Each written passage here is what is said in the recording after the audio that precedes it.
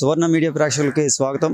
ప్రస్తుతం అయితే మనం ఇచ్చాపురం నియోజకవర్గంలో ఉన్నాం. ఇచ్చాపురం నియోజకవర్గంలో ఉమ్మడి కూటమి అభ్యర్థి అయిన డాక్టర్ బెందాలం అశోక్ గారు ఇప్పుడు మనతో ఉన్నారు. ప్రస్తుతం ఎలక్షన్ మూమెంట్లో ఆయన ఏ విధంగా ప్రచారాన్ని అయితే కొనసాగిస్తున్నారు, ప్రస్తుతం ప్రజలు కూడా ఓటర్లు కూడా నాడి ఎలా ఉందో ఆయన మాటల్లోనే మనం అడిగి తెలుసుకుందాం. పదండి సార్. నమస్తే సార్. ప్రస్తుతం ఇచ్చాపురం నియోజకవర్గంలో ప్రస్తుతం ఎన్నికల వేడి ఎలా ఉందని మీరు అనుకుంటున్నారు?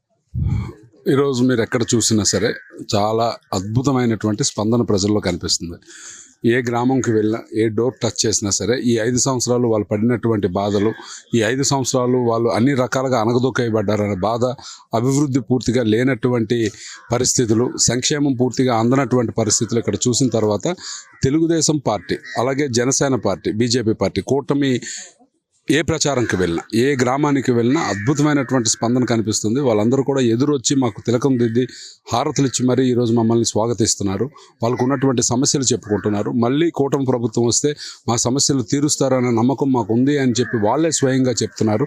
సో ఈరోజు చాలా ఆనందంగా ఈరోజు ప్రజలందరికీ కూడా మేము వెళ్ళి టచ్ చేయటం, అలాగే గ్రామ స్థాయిలో మేమందరం కూడా ప్రచారం చేయటం, మా అదృష్టం ఏంటి అని అంటే ఇక్కడ ఉన్నటువంటి లీడర్స్ కూడా, ఇక్కడ ఉన్నటువంటి క్యాడర్ కూడా ఎవరికి వాళ్ళు బాధ్యత తీసుకొని అది నాది పని, ఖచ్చితంగా మళ్ళీ గెలిపించుకోవాలి అనే ఒక కసితో పనిచేస్తున్నటువంటి పరిస్థితులు కనిపిస్తున్నాయి. ఖచ్చితంగా 2014 కన్నా అతి అద్భుతమైనటువంటి మెజారిటీతో గెలుస్తామని ప్రగాఢమైనటువంటి విశ్వాసం అయితే నేను వ్యక్తపరచగలను. అంటే ఇప్పుడు చూసుకుంటే అటువైపు ఫిర్యా విజయమ్మకు ఫస్ట్గా మొదటిసారిగా ఇక్కడ టికెట్ కేటాయించడం జరిగింది వైఎస్ఆర్సీపీ తరఫున. ఆమె కూడా ప్రచారాన్ని కూడా జోరు కొనసాగిస్తున్న అయితే ప్రజల్లో అయితే ఉంది. ఆవిడని ఏ విధంగా మీరు ఎదుర్కొంటారని అనుకుంటున్నారు? ఇప్పుడు ఎన్నికల బరిలో ఉన్నటువంటి ప్రతి అభ్యర్థి కూడా గెలవాలి అనే ఒక తపంతో పనిచేయటం అనేది సహజంగా జరుగుతుంది. సో ఈరోజు వాళ్ళ ప్రచారం వాళ్ళ స్టైల్లో వాళ్ళు చేస్తున్నారు, మా ప్రచారం మా స్టైల్లో మేము చేస్తున్నాం. అయితే ప్రచారం చేయటమే కాదు, ప్రచారం చేసేటప్పుడు ఎదురయ్యేటువంటి పరిస్థితులు కూడా మనం బేరీ చేసుకోవాలి. ఎక్కడ చూడండి, ఈరోజు మీరు ఒకసారి ఇప్పుడు జరిగినటువంటి ర్యాలీనే మీరు ఒక్కసారి జస్ట్ ఒక ఎగ్జాంపుల్గా తీసుకుంటే, జస్ట్ కవిటి మండలంకి సంబంధించినటువంటి ఒక ర్యాలీ ఎంత భారీ జనసందోహం మధ్య జరిగిందో మీ అందరూ కూడా చూశారు. మరి వాళ్ళు వెళ్తుంటే ఎందుకు జనాలు ముఖం చాటేసేస్తున్నారో వాళ్ళే ప్రజలందరికీ కూడా సమాధానం చెప్పాల్సినటువంటి అవసరం ఉంటుంది. సో ఏది ఏమైనా సరే వాళ్ళ ప్రచారం వాళ్ళు చేస్తున్నారు, మా ప్రచారం మేము చేస్తున్నాం. కానీ ప్రచారం పర్వంలో ఎవరు ముందంజలో ఉన్నారు అనేది ప్రజలను చూసి మీలాంటి వాళ్ళు నిర్ణయించాల్సినటువంటి అవసరం ఉంటుంది. సో ఆ రకంగా చూస్తే ఖచ్చితంగా తెలుగుదేశం పార్టీ ముందంజలో ఉంది అనేది మాకున్నటువంటి నమ్మకం. ఇప్పుడు మీరు టీడీపీ తరఫున ఉన్నారు, మీకు బీజేపీ ఒకవైపు, మరోవైపు జనసేన తోడయ్యి ఉంది. ఇప్పుడు మీ నియోజకవర్గానికి సంబంధించి బీజేపీని కానీ జనసేన సైనికులను కానీ మీరు ఏ విధంగా మీరు ప్రోత్సహించి తీసుకెళ్తారు? మీకు ఏ విధంగా వాళ్ళు ప్రోత్సహిస్తున్నారు?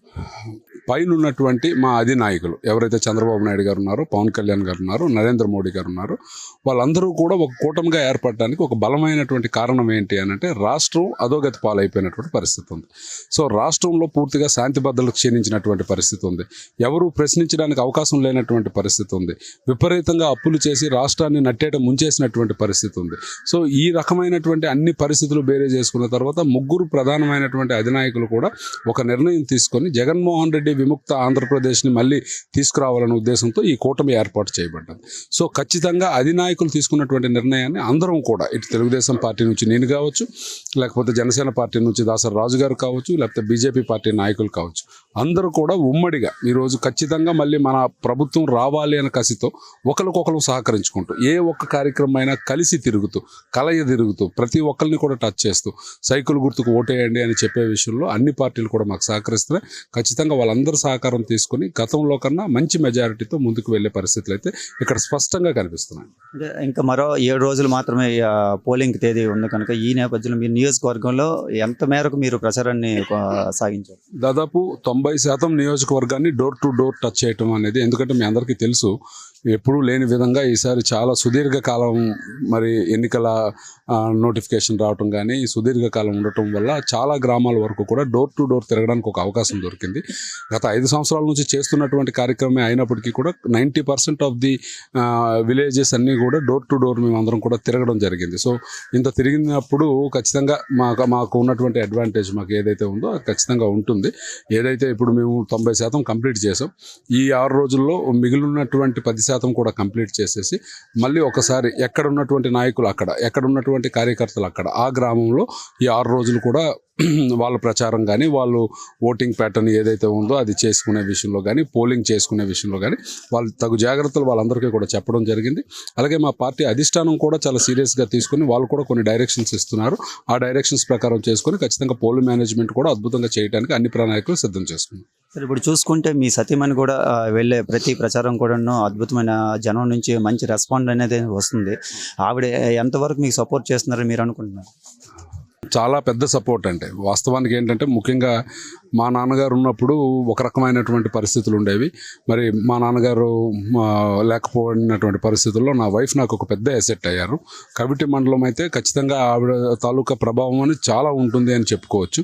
అలాగే అన్ని మండలాలు కూడా ఆవిడ వీలున్నంత వరకు అన్ని మండలాల్లో కూడా ప్రచారం చేస్తుంది. చదువుకున్నటువంటి వ్యక్తి, ప్రజలందరి సమస్యలు దగ్గర నుంచి చూసినటువంటి వ్యక్తి కాబట్టి తనకు కూడా ఇక్కడ ఉన్నటువంటి పరిస్థితులన్నీ కూడా చక్కగా వివరించగలుగుతుంది. అలాగే ఇప్పుడు కూటమి ప్రభుత్వం వస్తే ఏ రకమైనటువంటి కార్యక్రమాలు ఇస్తారు, సూపర్ 6లో ఏ రకమైనటువంటి కార్యక్రమాలు వర్తిస్తాయనే విషయంలో ఒక క్లారిటీ ఉంది. అందరికీ కూడా చెప్తున్నప్పుడు ప్రజల్లోంచి విశేషమైనటువంటి స్పందన ఉంది. ఒక స్టేజ్లో చాలా గ్రామాల్లో ఇప్పుడు ఆవిడ ఒక్కసారి వచ్చి వెళ్ళిపోతే బాగుండు అనే పరిస్థితికి కూడా తీసుకుని వచ్చింది. ఖచ్చితంగా అది నాకైతే పెద్ద ఎసెట్ అడ్వాంటేజ్ కూడా అవుతుంది. అంటే మరికొద్ది రోజుల్లోనే పోలింగ్ ఉంది కదా, ఈ నేపథ్యంలో ఓటర్లకు మీరు ఏమని పిలుపునివ్వాలనుకుంటున్నారు? ప్రజలందరికీ నమస్కారం. మరి సువర్ణ టీవీ ద్వారా మీ అందరికీ కూడా నా అభ్యర్థన, గత కొంతకాలంగా మీ అందరికీ కూడా ఓట్లు అభ్యర్థిస్తూ తిరగడం జరుగుతుంది. అలాగే ఈ 5 సంవత్సరాలు మరి పడినటువంటి బాధలు, ఈ 5 సంవత్సరాలు మనం అనుభవించినటువంటి ప్రతి సమస్య కూడా మీ అందరికీ తెలుసు. ప్రభుత్వం ఏ రకమైనటువంటి బాధలు మనల్ని పెట్టింది, ఏ రకంగా సంక్షేమం పూర్తిగా ఇవ్వకుండా కక్ష సాధింపు చర్యలకి దిగటం, ఎవరైనా తెలుగుదేశం పార్టీనో జనసేన పార్టీనో అని చెప్తే వాళ్ళకి పెన్షన్లు రాకుండా ఆపటం, లేకపోతే ఇల్లు రాకుండా ఆపటం, ఇలాంటి అనేక రకమైనటువంటి కార్యక్రమాలు చేసి చాలా ఇబ్బందులకు గురి చేసింది. మరి వాళ్ళ సొంత వాళ్ళకే అన్ని కార్యక్రమాలు చేసుకునేలాగా వాళ్ళు ఒక్కొక్కరికి 2-3 ఇల్లు పట్టాలు కూడా ఇచ్చినటువంటి సందర్భాలు, ఇలా ప్రతి ఒక్క దగ్గర కూడా అనేక రకమైనటువంటి ఇబ్బందులకు గురి చేసినటువంటి పరిస్థితి ఉంది. దీన్ని మీ అందరూ కూడా గమనంలోకి తీసుకోండి.